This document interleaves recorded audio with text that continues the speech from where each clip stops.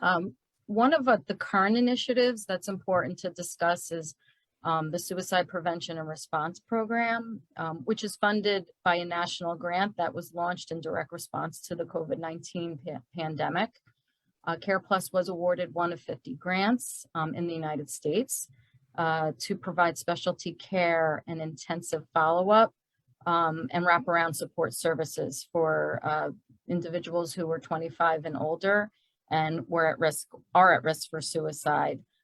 They may have been recently in an emergency room or even on an inpatient unit, recently discharged.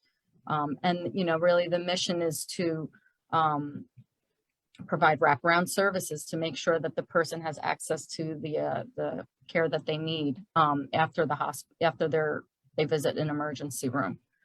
The program was designed with a special focus on survivors of intimate partner violence, another group that we are very concerned about, during the pandemic and, before the pandemic, but especially during the pandemic.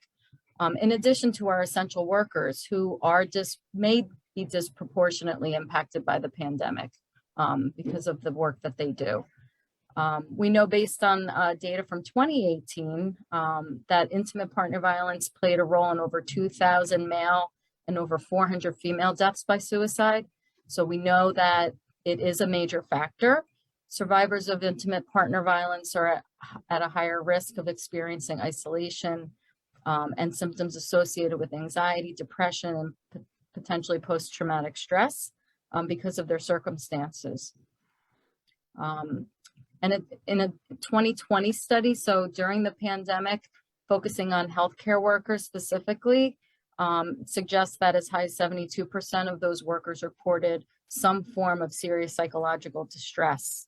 Our law enforcement, our first responders, but our grocery store workers are, people that, needed to go to work, may not have been able to, have childcare or even support for their other family members.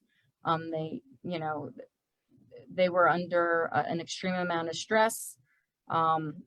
So this grant really aims to, kind of focus in on at least those two different groups. And the program to date has served and supported over 90 individuals who are at risk for suicide.